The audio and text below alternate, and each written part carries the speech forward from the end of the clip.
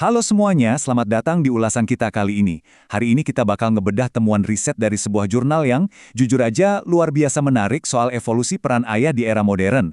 Khususnya nih buat para ayah yang super sibuk berkarir di dunia korporat. Kita kan sering banget dengar pepatah waktu adalah uang buat pekerja kantoran. Tapi pertanyaannya, gimana sih cara mereka benar-benar nyiimbangin tuntutan kerja yang gila-gilaan dengan kehadiran mereka di rumah? Lewat ulasan ini, kita bakal nemuin aspek-aspek menarik tentang gimana ayah masa kini lagi meredefinisi apa sih artinya jadi orang tua. Jadi siapkan fokus kalian, karena wawasan ini tuh benar-benar deket banget sama keseharian kita. Oke, mari kita bedah sama-sama. Di budaya kita, rasanya ada semacam mitos patriarki yang udah berakar kelewat kuat. Sebuah pandangan tradisional yang ngomong kalau tugas utama dan bahkan satu-satunya tugas seorang laki-laki di dalam keluarga itu yang murni sebagai pencari nafkah. Terus urusan ngasuh anak, wah, itu sering banget dilabeli sebagai area eksklusif para ibu. Tapi temuan riset yang lagi kita bahas ini benar-benar menantang pemikiran usang itu. Coba deh kita pikirin lagi. Apakah peran ayah tuh benar-benar berhenti atau selesai gitu aja setelah tagihan rumah tangga terbayar lunas? Ternyata, kalau pakai bahasa yang gampang dipahami, kita ini lagi ada di tengah pergeseran besar dari figur ayah tradisional menuju apa yang sekarang sering disebut sebagai ayah baru atau ayah modern. Kalau dulu sosok ayah itu identik dengan figur kaku yang cuma ngasih uang dan nekanin disiplin militer di rumah, ayah modern justru naruh kedekatan emosional di daftar paling atas. Kita nggak lagi ngomongin teori psikologi yang jelimet ya, ini murni soal hal-hal membumi sehari-hari, ngasih pelukan tulus, benar-benar dengerin anak cerita, dan hadir secara penuh. Ini adalah pergeseran pola pikir yang luar biasa penting di masyarakat kita. Nah, yang paling menarik dari data di slide ini adalah persentasenya yang lumayan bikin kaget. Menurut sebuah survei dari para puan, ada 86,52% pasangan suami istri yang sama-sama kerja, tapi mereka kini ngebongkar tradisi dengan membagi tugas rumah tangga dan pengasuhan anak secara adil. Ini bukan cuma skenario utopis, ini realita. Para ayah yang sibuk kerjain itu benar-benar mau turun tangan ngerjain urusan domestik karena mereka sadar, ngurus rumah dan anak itu kewajiban bersama, bukan sekedar tugas istri doang. Dan dari penelitian tersebut, ternyata konsep ayah baru ini bertumpu pada 4 pilar utama. Tenang aja, ini bukan teori akademis yang bikin ngantuk, tapi lebih ke aksi nyata sehari-hari. Mulai dari ngasih kasih sayang, nyediain waktu buat ngobrol, nemenin anak belajar, sampai ikut merencanakan masa depan mereka. Keempat kebiasaan simpel inilah yang ngebangun ikatan luar biasa kuat antara seorang ayah dan anaknya. Yuk kita lihat pilar-pilar ini satu persatu. Kita mulai dari pilar yang pertama, pujian dan kasih sayang. Dan ini langsung nyambung ke pilar kedua kita, meluangkan waktu dan mengobrol bersama. Kita semua tahu lah ya, ayah yang kerja di korporat tuh jadwalnya pasti padet banget. Tapi ayah modern ini benar-benar memprioritaskan kualitas di setiap interaksi mereka. Kalau dulu mungkin ada gengsi ya, laki-laki pantang nunjukin sisi lembutnya, tapi sekarang ngungkapin kasih sayang dan pujian justru dilihat sebagai sebuah kekuatan. Nah, salah satu ayah di studi ini, yaitu partisipan 5, ngasih sudut pandang yang indah banget. Beliau bilang, berinteraksi dengan anak itu fungsinya buat menguatkan si anak. Jadi ayah hadir itu bukan cuma buat senang-senang doang, tapi sebagai tameng emosional. Ayah ini bertransformasi jadi pelindung, jadi safe space buat anak, sehingga mental anak tumbuh kuat waktu mereka ngadepin dunia luar. Dan yang bikin lega, ngebangun kedekatan itu ternyata nggak butuh modal besar.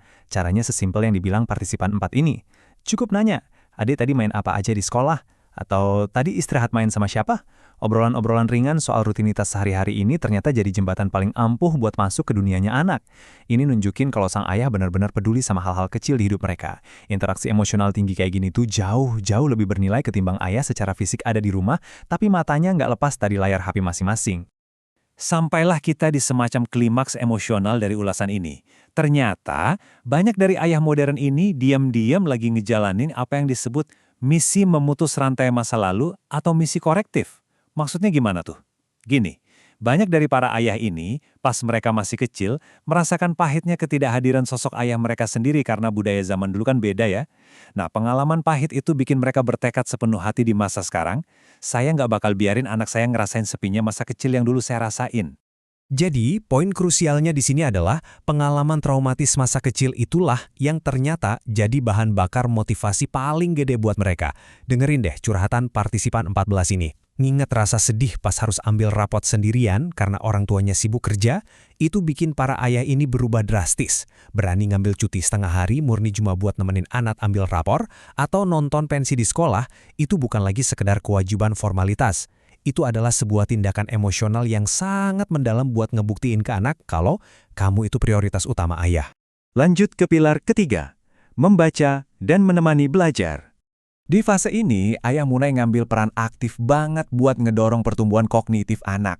Mau sesibuk apapun mereka seharian di kantor, ada komitmen luar biasa yang bikin waktu malam itu jadi momen yang super sakral. Coba lihat kutipan dari partisipan 6 ini. Para eksekutif ini benar-benar sengaja, memblokir waktu malam mereka dari urusan kerjaan kantor cuma demi nemenin anak mikir ngerjain PR, atau sekedar bacain dongeng sebelum tidur. Ayah nggak perlu berubah jadi guru les matematika yang galak kok, tapi disiplin buat nyiptain rutinitas malam ini yang jadi kuncinya. Dan dukungan akademis ini nggak melulu soal kurikulum sekolah yang kaku dan ngebosenin. Kayak yang dilakuin partisipan 8 nih. Ada ayah yang bikin rutinitas wajib buat beli buku baru tiap bulan bareng anaknya. Simpel banget kan? Tapi ini langkah proaktif yang luar biasa. Kegiatan-kegiatan receh tapi rutin kayak gini tanpa disadari bakal memperluas wawasan anak, nambah kosakata mereka, dan yang paling penting, numbuhin motivasi internal si anak buat jatuh cinta sama proses belajar. Ya karena mereka ngelakuinnya sambil bonding sama ayah tercinta. Sekarang kita lanjut ke pilar terakhir, mengembangkan bakat dan perhatian pada masa depan. Di pilar ini, ayah modern bertindak layaknya manajer sekaligus cheerleader pribadi sang anak, selalu ngasih motivasi verbal biar mereka berani ngeksplorasi bakat dan nyiapin lingkungan belajar yang paling top. Tapi pertanyaannya sekarang, apa sih tantangannya pas ide-ide bagus ini dibenturkan ke realita dunia kerja? Wah, ternyata nggak semudah itu. Disinilah konflik sesungguhnya muncul. Ada ketegangan super tinggi antara ngejar target perusahaan yang nggak kenal ampun dan keinginan paling dalam di hati sang ayah buat selalu hadir buat keluarga. Banyak banget loh ayah yang terjebak dilema identitas, mau jadi karyawan teladan bulan ini atau jadi ayah yang selalu ada buat anaknya. Nah, dari dilema itulah studi ini ngerasa harus ngasih semacam teguran atau desakan penting buat dunia usaha. Kalau sekarang kan cuti mendampingi istri melahirkan udah lumayan lurah ya, tapi jujur aja itu baru langkah bayi banget. Kebijakan perusahaan itu harus terus berevolusi. Para ayah ini butuh fleksibilitas yang lebih nyata, misalnya hak cuti khusus buat ngerawat anak pas mereka lagi sakit. Karena realistis aja, pas anak sakit demam tengah malam, ayah tuh punya tanggung jawab yang sama beratnya dengan ibu. Perusahaan benar-benar harus mulai melek dan ngelihat ini sebagai sebuah realita baru yang sangat mendesak. Dan ini benar-benar ngegambarin dengan luar biasa betapa besarnya dampak positif kalau hal ini didukung penuh. Kalau budaya ayah baru ini terfasilitasi, ini tuh benar-benar jadi keuntungan ganda. Di satu sisi, ayah yang dibiarin aktif ngasuh anak terbukti punya kesehatan mental yang jauh lebih baik, gak gampang kena burnout, dan ujung-ujungnya malah jadi lebih produktif pas lagi kerja. Di sisi lain, dari kacamata si anak, mereka yang tumbuh dengan figur ayah yang hadir secara utuh tuh nunjukin performa kognitif yang jauh lebih tajam dan regulasi emosi yang stabil banget. Ini beneran win-win solution, paket komplit buat kesejahteraan keluarga, sekaligus performa perusahaan. Sebagai penutup ulasan kita kali ini, saya mau ninggalin kalian sama satu kutipan dari partisipan 7 yang menurut saya sangat menggugah dari jurnal ini. Seorang ayah itu harus berperan juga di dalam melakukan dan memperhatikan pendidikan bagi anak-anaknya. Kalimatnya simpel banget, tapi maknanya nancep banget kan?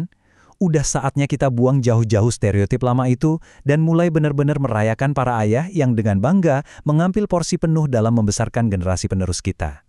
Nah, sekarang coba deh pikirin, gimana menurut kalian? Apakah tempat kerja kalian saat ini udah ngedukung penuh kehadiran figur ayah modern ini? Terima kasih udah ikutan belajar dan merenung bareng di ulasan hari ini. Sampai jumpa di pembahasan seru berikutnya.